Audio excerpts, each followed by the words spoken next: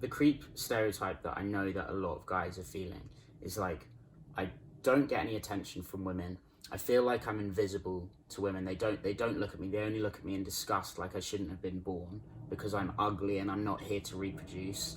They don't want to look at me. They don't want to acknowledge me, and I think they wish I wasn't born.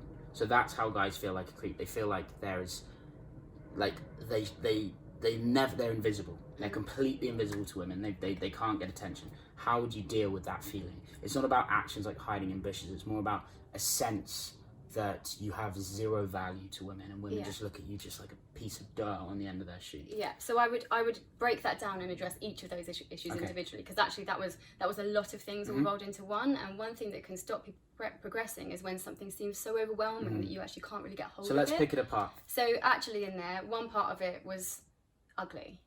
Another part of it was not valued. Another part of it was invisible, right? So these are all things that need to be looked at separately. Okay. So I would literally pick it apart like that. Let's take invisible then. Okay. So what is it that you would like them to notice? I want them to look at me and like smile. So I want to walk down the street, catch eye contact with a girl, and her to just see me as like a man and not as like a slug or a piece of dirt. Okay. And can you do that for yourself?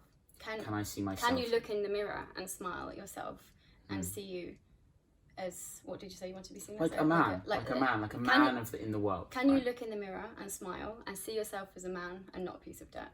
If the answer to that is no, and you've just got to be honest, right? You've got to start with honesty. You've got to be frank with yourself. Like, you've got to look at where you want to go, and then you've got to be really truthful and honest. Right, where are we now? Yeah. Are we dealing with a person who cannot look at themselves in the mirror and smile and see themselves as a man, or not look at themselves as a piece of dirt? And if the answer is no, they can't. When they look in the mirror, they see themselves as dirt. They see themselves as worthless. That's where you've got to start.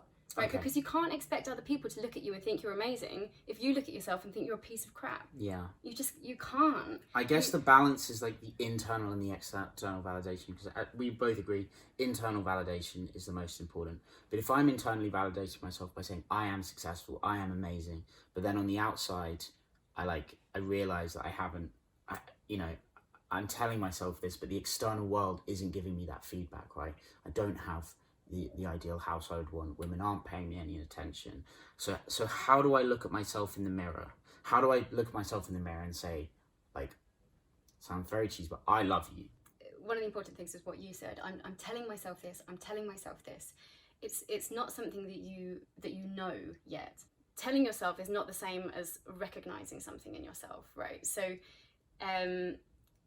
if you say, right, I'm telling myself I've got worth, and this, I think this is one of the things with this self-development journey, is that people tell you things like, you've got to love yourself, you've got to know yourself, but they don't actually tell you how. It's the most annoying thing for people. It's so annoying. Love is the most misunderstood word on the planet. Yeah. Love isn't a feeling. It is a feeling, but that's not all it is. It's a conscious act of giving something whatever it needs to grow. Okay. And love is like food. It can be broken down into lots of different things. So you've got food is like the umbrella, and then you've got, your meats, your dairies, your everything. And love is the same. Love is the umbrella term, but within that you've got the different sections. You've got acceptance, recognition, reassurance, support, guidance, help, direction, all the nutrients that the acts that loving parents would do, because it's not enough as a parent to just go, oh, I love my kid. I love my kid. You have to act with love. Yeah, like a parent who just sits there going, oh, I love my kids so much, getting drunk, ignoring them, too busy doing other things. They don't love their kids. No. They might have the feeling of loving their kids, but they're not actually giving the act of love. That's quite an extreme example. More likely, parents will give some types of love, but not others, because we can only give what we have. Sure. Right? So we've got our nutrients, right? So I'm looking in the mirror. I feel valueless. I'm looking at myself, and I'm saying, I understand that if I love myself, if I give myself, if I don't see myself as a creep, and if I can internally change this idea that I have that I'm valueless, right? If I can change that, then that might start reflecting in the external world, and people might start responding differently. And now I understand that the way to fix that is through love, right? And love is made up of, as you've said, all of these different things. There's many different components, sort of like a meal is broken, food is broken down into its different components. So now what do I do with those components? Like, how do I use them to nourish myself with love so that I can change the way that the world responds to me outside? Yeah, so I mean, this is basically what I do as a coach, is that I take a person and I take a look at them and I see which bits are missing. Yeah. And then I give them whatever love they need in order to develop in that area. Because love, it's, you know, we grow in cycles, and depending on where we are in the cycle, we need different type of love to keep us growing. So if somebody's got a block in one part of it, like say, one thing I struggle with, for example, is letting go. I was not very good at letting go of things when I was younger. Anything. I would cling on to things, and this manifested in physically as well. You know, I would have lots of stuff in my house. Okay, so the phone cut out, but we're back. Okay, so one thing might be that you're not very good at letting go of things, but you can do everything else in the cycle, but you're not very good at letting go of things. That's going to get in the way. Another one might be you're not very good at the recognition phase of things. And so if you're somebody who often feels invisible and neglected and not recognised, it's likely that you didn't get much recognition as a kid. So you haven't learned to recognise yourself, because you haven't had somebody else recognising things in you in order to learn that skill. And so if somebody's feeling invisible and not recognised for their worth, I would get them to recognise their own worth. And you know, obviously you can just say, oh, you should recognise your worth. And I mean, no, literally, okay? Each so day, let's do it. I'm your hypothetical client. I'm valueless. I look in the mirror and I see a creep, and women look at me like I'm a piece of dirt on their shoe, and I just feel like completely unlovable, right? One thing that I get people to do if they think that they're valueless is I get them to go and do things each day that literally create value from nothing. Cool. So perhaps go and pick up some litter. Okay. And just watch yourself do that. Recognise yourself do that. Recognise that you have just made the world a little bit of a better place. And then start to take note each day of the ways in which you're making the world a better place. Maybe you say thank you to the bus driver and wish him a nice day, when before you would have just walked off and ignored him. Okay, cool. Maybe you walking down the street and you notice some litter on the floor and you think, that's not my litter, but I'm going to pick it up. And just start to do these small things and practice the art of recognising value in yourself. Right. The things that a mother would have done when you were little. If when you're little, if you've got parents that recognise, that show you how to recognise yourself, they will recognise little things like, oh, well done for sharing, or oh, that's really good that you finished your dinner, or it's small things that start to that build up a sense of value. And if you don't get that, if you're always being told off, if you're you've just finished your dinner like a good boy and then your mum's just ignored you anyway, you've got to give yourself these bits of love that are missing. So I'm sorry, it's going to be shit. If you've had parents that never recognised any little things that you did, you're going to have to start recognising little things that you do. Yeah. And then that was continued. So the parents didn't recognise me. They didn't give me any positive feedback. And then so when I went to school, I was nervous because no one had ever given me that. And then so the girls at school wouldn't recognise me, and I'd see all my friends people I knew getting the girls, and then they would never look at me. And that just reinforced the cycle that I have no value into my adulthood, right? Well, I mean, it's very complex, because that's obviously you're perceiving that there are so many reasons why people would act a certain way to you at school, but I like this. So the way to start changing that is to first recognize, well, what is valuable about you, right? If you can't find anything, then create value. So you mentioned two good examples, right? No one thanks the bus drivers. Very few people say thank you when they get off the bus. That's something little you can do that you know is going to improve someone else's day, right? Saying thank you. You pick the litter off the floor, someone else would have picked it up. You absolutely don't have to, but you've cleaned the space up a bit, so you feel more valuable. You're making Are there any more of them? Because I think people can actually go out and, I know it also sounds a bit like, oh, just go pick up some litter, but people, that will help. I know that will help. What else is there? What else are some little ones that you might recommend? When you walk past a homeless person, even if you haven't got any money, to just acknowledge them as a person. If you're walking around feeling invisible, look around and see who you're treating as invisible. Yeah, that's true. You know, you're going, oh, no one's looking at me, no one's looking at me, walking past a homeless person, ignoring them. You know, because usually this is what I see. Someone goes, why isn't anyone looking at me? Why isn't anyone looking at me? Well, who are you looking at? Are you only looking at that hot girl and you're ignoring everyone else in the world? So I'm a hypocrite. Me saying like, why do girls not look at me? Why am I invisible? Whilst there's someone like dying on the floor next to you. Exactly. Recognize what you're doing. Start recognizing things in other people. Yeah. Because you might be going around only seeing the bad in people, and in a way that's probably not your fault, because if somebody's only seen the bad in you when you're a kid, you're going to grow up and you're only going to see the bad in other people, because that's what you've been trained to do, it's what you've been taught to do. But it, unfortunately, it's up to you to reverse that. You know, you're the only person that can change your life. And so to start recognizing worth in other people and other things, and then to let people know, you know, thanking the bus driver is a good one, because it's an act of recognition, and then you're letting them know that they're recognized, and probably you're going to get a good response from that. You're going to get recognized. And even if you don't, you're going to know that you did it, and notice it will make you feel good. It will make you feel good that you recognize something as somebody. And then as you start to recognize worth in other people and let them know, you will naturally start to recognize more things in yourself. And then other people will start to recognize more things in you. It's like this, what you put out, you get back. Energy, and it is true. I think it is true as well. So I think a really simple sentence to summarize this idea, because I know that at the moment a lot of guys do have a sense that they're invisible. So if you feel invisible, think about who is invisible to you, right? Consider all of the people that are invisible to you, and realize that this problem isn't unique to you, and that there's a load of people that you could make visible right now. And if you do that, you're going to become visible as well.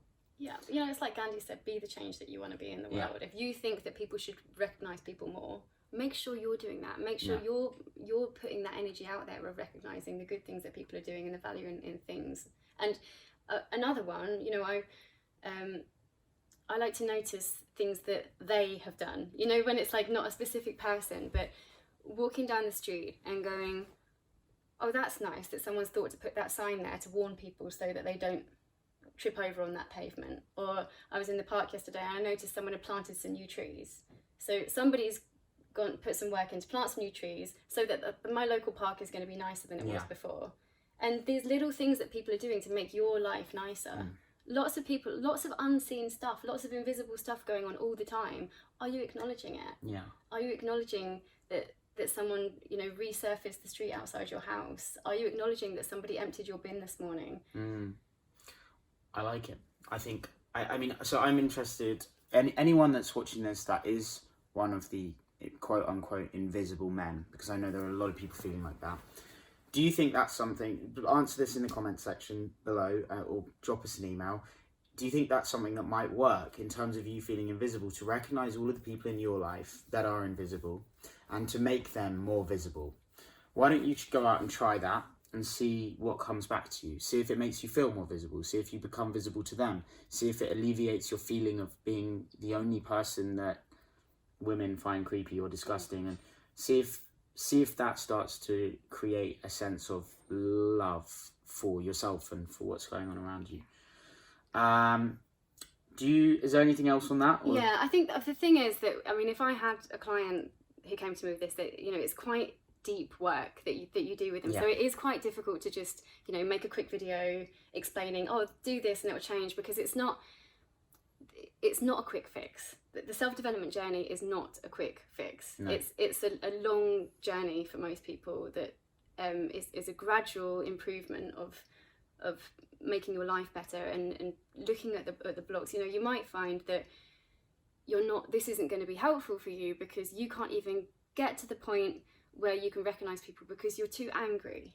And okay, then that's a separate thing. Then we need to look at the anger that's going on, because until you let go of the anger, you're not going to be able to find the space where you could be open to recognizing things. So it's like, depending on where you are in the cycle, that will be good advice or not good advice. One of the difficulties of doing videos like this is that you're not working with an individual. We both work with individuals, and it is so nuanced that the work we do really can only be done one-on-one in a deep sense, but there are certainly things that you can get people started, right? Like, yes. I think that is one. If you want to look at yourself differently, if you want to feel different, treat other people who are clearly feeling the same to some extent. Homeless people feel invisible because everyone ignores them. Like 9 people out of 10. Make them visible and see if you feel more visible. That is actually a practical solution. Yeah. I guess a lot of these guys, it is more specific to kind of dating and sex and relationships and stuff, but it's like, you know, if you also want to find a girlfriend, so that's great. It feels good to be visible to some people, but also, you know, the girl that I like, or any girl really, that in a sexual or romantic sense, just isn't, I'm not visible to her, right? So I guess that's the next thing, is like, and I do think what you've said is the first step, right? Make everyone feel visible, right? Because you will become visible to more people. But then I guess, I don't know if we can answer this question, but I'm just going to throw it your way anyway. If when it comes to like you, for example, like now this guy, after having this advice, he wants to be visible to you. Like he wants you to walk down the street and be able to have eye contact with you, and for you to not look at him like a creep. What could he do to make himself visible to attractive ladies? Oh, that's nice. Well, all these things are cumulative. Mm-hmm. That's the thing. It's not. I know that everybody wants me to just go and do this thing, and then all your problems will be solved. Yeah. And people get angry when we don't do that. And it's because you can't. It's not, you know, I can tell you the answer. The answer is that you've got to love yourself and you've got to know yourself. That's the answers. But that's not a quick fix. No, it's not. This is something that takes time. And the best advice I can give people is to sit with yourself and see what's going on. You know, if you really want, right, okay, I want 20 minutes of what's the best thing I can do in 20 minutes, do nothing. Sit with yourself and sit in meditation and see what comes up, and don't judge yourself and don't get trapped in thought, because the one thing you can do is you can break the cycle of fueling your own problems. So this narrative, this story that's going on in your head is actually contributing to the feeling and making it stronger, and then that's contributing to the thoughts, and then that's contributing to the feelings. So it goes in this like spiral effect that gets worse and worse. One little trigger, you know, you walk down the street, you feel okay, and then you think that a girl sort of looks at you in an odd way, and then suddenly you think, oh, she thought I was a creep, and then that triggers a load of other associated thoughts of being a creep, like all those other times that women have looked at you like creeps, and then that spirals into thoughts like, oh, I'm never going to get a girlfriend, women, I'm invisible to everybody hates me, I'm worth this, and then before you know it, all these thoughts have been triggered, and if you give these thoughts your energy, they're going to then create more of that feeling. Yeah. Which is then going to create more of the thinking, because these things trigger each other. Yeah. So the best quick fix you can do is to develop your awareness so that you have the choice to stop giving thoughts your attention. Yeah. And that's not that simple for most people. No. It is very simple, but it's not that easy. Yeah, that's the difference. So if you want something you can do with your time that's the most effective thing, it's sit with yourself, notice what comes up, notice what feelings are there, notice what thoughts are there, and just allow the feeling to happen, and don't let it turn into thoughts. So when the thoughts come, don't believe them. Yeah, you don't have to let that thought become your entire experience right now. You don't have to let that thought become your reality. You can just recognize, oh, that was a thought. Yeah. I just watched it rise, and now it's gone. And that gives you that kind of sense that thoughts are all fictional. Yeah. Whether they're good thoughts or bad thoughts, they're innately fictional because they're just appearing, and you are never that thought. The way that you think she looked at you, you cannot understand what she was thinking when she did. Yeah.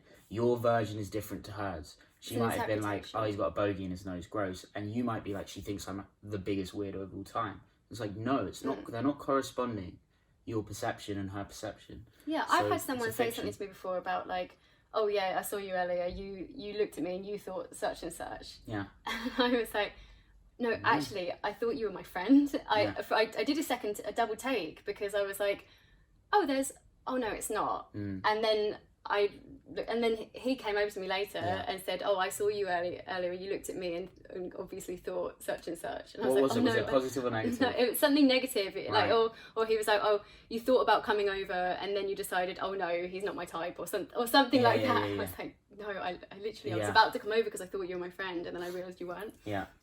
So we're going to interpret things based on the conditioning of what we're preconditioned to think. I mean, you're preconditioned to think all the things that you've thought a million times. So if every day you look in the mirror and you think you're ugly, then if someone else looks at you in a weird way, the first thing you're going to think is, I'm ugly, because your brain is used to bringing that one out of the drawer. Yeah. It's like it's your paradigm. Yeah, it's your brain's first suggestion for explaining anything, because it's usually the answer that you're creating. So I like that. So we've got two tangible things that someone feeling like this can do. The first thing is, if you feel valueless and you feel invisible, do something of value. Pick up the rubbish in the street. Tell the bus driver thank you. Make homeless people in the street feel visible. And the second thing that you can do is learn to recognize when these thoughts arise, because then they won't become your reality. They will just be something that arises and drifts away within your reality, and you'll have that space to decide how to respond without being dragged into some maelstrom of spontaneous thoughts. Yes, and with the recognizing others, make sure it's a gift. Make sure you're giving something. And the definition of a gift, is to not be trying to get something. Yeah. You're giving. So freebies.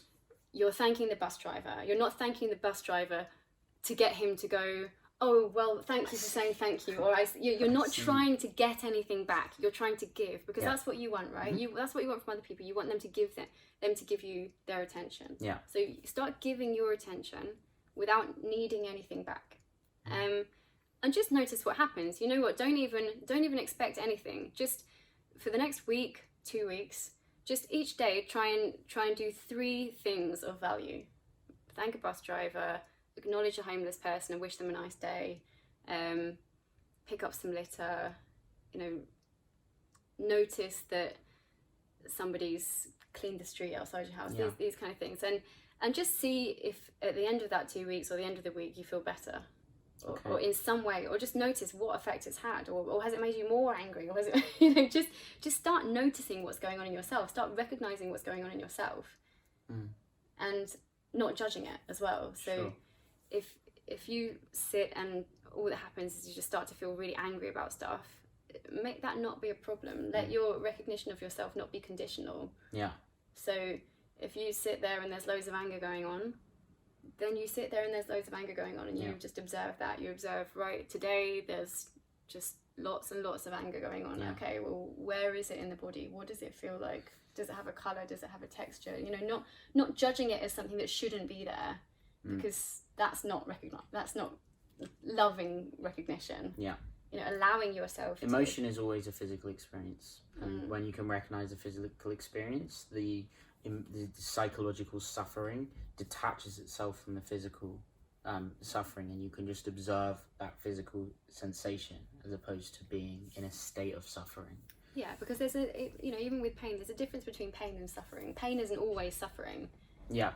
Suffering is really an interpretation of the meaning of what's going on, and not wanting it to be there, wanting to avoid it. The moment that you accept what's going on, you'll notice it changes. Mm-hmm.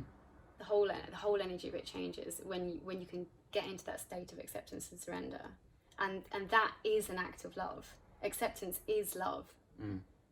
Rejection isn't love. No. Right. So if you're being rejected by lots of things, are you rejecting yourself? Are you only happy with yourself when you're in a good mood, and do you reject yourself at all other times? Do you never pay yourself any attention? People say, "Oh yeah, I spend my whole life on my own," but you can spend your whole time on your own without actually giving yourself any attention. If you're sitting in bed watching Netflix all day, you've spent time on your own, but you haven't really spent any time with yourself, because your consciousness is being dragged on the TV. Yeah. So, sitting with yourself is really sitting on your own with nothing to do. It's an extreme version what I did to do that in the dark, but that was really an extreme act of loving myself, was to show myself that I am enough. right? Because like most people, deep down I still have like some fears that I'm not good enough, or that I'm not enough, or you know, just these general other things as well, right? We've all got some stuff going on. Many things. Everybody's got stuff going on, but one way to feel that you are enough and to change that fear that you're not enough is to show yourself that you are. And you know, for me, there's no greater way to show myself that I am enough than to shut out everything else and just spend 10 days in the dark with just myself. Okay. It's that act of showing myself I am enough for me. It's like, if you can't even sit on your own for half an hour, there's a lot of stuff going on there. There's a lot of stuff that you're trying to avoid and run away from, and then you're wanting other people to accept you as you are, but you're not accepting yourself. Right, so the quick fix was, as we said, create little parcels of value in your day that you can offer to other people as a gift, and make other people feel visible, and meditate. And now you are going to tell me, how was your most recent dark retreat?